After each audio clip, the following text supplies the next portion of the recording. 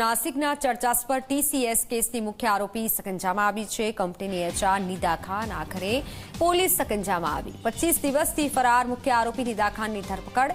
છત્રપતિ સંભાજીનગરથી પોલીસે નિદા ખાનની ધરપકડ કરી. મહારાષ્ટ્રના નાસિકમાં ટીસીએસમાં ધર્માંતરણ અને યૌન શોષણની ઘટના બની હતી. નિદા ખાન પીડિતાનું બ્રેન વોશ કરવા, તેને ઇસ્લામ અંગીકાર કરવા, દબાણ કરવાની અન્ય આરોપીઓને યૌન શોષણમાં મદદ કરનારી મુખ્ય આરોપી છે. जो धर्मांतर प्रकरण है जो बहुत चर्चे में है, उसकी जो मास्टरमाइंड है वो मुमरा में स्थित इस बिल्डिंग में स्थित अमृत नगर में रहती है. और आप देख सकते हैं इसी घर में वो 2 महीने से रह रहे थे रेंट पे. अभी इस घर को ताला लगाया गया है. एसआईटी की जो टीम थी नासिक की कुछ दिन पहले यहाँ पे आई थी. यहाँ पे उन्होंने छानबीन की थी. 4 टीम यहाँ पे तैनात की थी मुमरा में, लेकिन उनके हाथ में कुछ नहीं आया. लेकिन कल एक बड़ी सफलता पुलिस को मिली है. संभाजी नगर से निदा खान जो मास्टरमाइंड है जो यहाँ पे रहती थी उसको अरेस्ट किया गया है. सबसे बड़ी बात है कि ये मास्टरमाइंड इसके कहने के पीछे कारण ये है कि ये जो ब्रेन वॉश करती थी, जो कंप्लेंट्स आती थी महिलाओं की, वो कंप्लेंट्स ऊपर तक नहीं पहुंचाती थी, उन पर दबाव डालती थी. और इस पूरे इस क्राइम में उसका बहुत बड़ा हाथ है. एक मास्टरमाइंड उनको बोला जाता है. और सबसे बड़ी बात है, कुछ दिनों से उन्होंने बेल के लिए एप्लीकेशन किया था, उनका बेल खारिज किया था और कभी भी उनको अरेस्ट हो सकती थी. कल रात को संभाजी नगर से उनको अरेस्ट किया गया है. सबसे बड़ी बात है कि मास्टरमाइंड होने के बजाय और भी कोई नाम इनके सामने आ सकते हैं, जो उनके जो इंटरेक्ट होगा, जो उनकी पूछताछ होगी, उसमें बड़े नाम सामने आ सकते हैं. अभी तक 5-6 लोगों को अरेस्ट किया गया है और ये बड़ी सफलता है कि निदा खान वो पुलिस के हस्ते चली है. संभाजी नगर से उनको अरेस्ट किया है. अभी पूछताछ में क्या सामने आता है और कौन से नाम सामने आते हैं, इसी पे सभी की निगाह लगी पड़ी है. वीडियो जर्नलिस्ट सिद्धेश के साथ कपिल राव, जी मीडिया.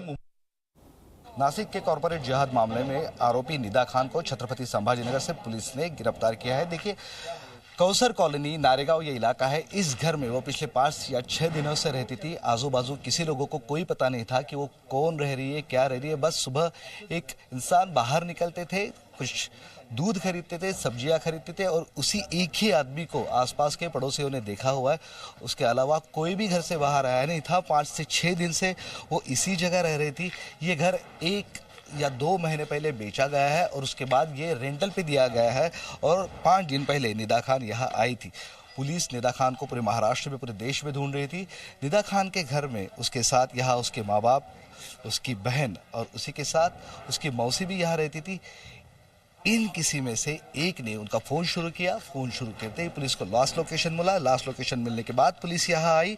2 दिन इस घर पे निगरानी रखी और उसके बाद उसको कंफर्म होने के बाद गिरफ्तार कर लिया गया है, अरेस्ट कर लिया गया है. रात ही को उसको जज के सामने पेश किया गया. ट्रांजिट रिमांड ली है और उसके बाद उसके अभी नासिक ले जाया गया है.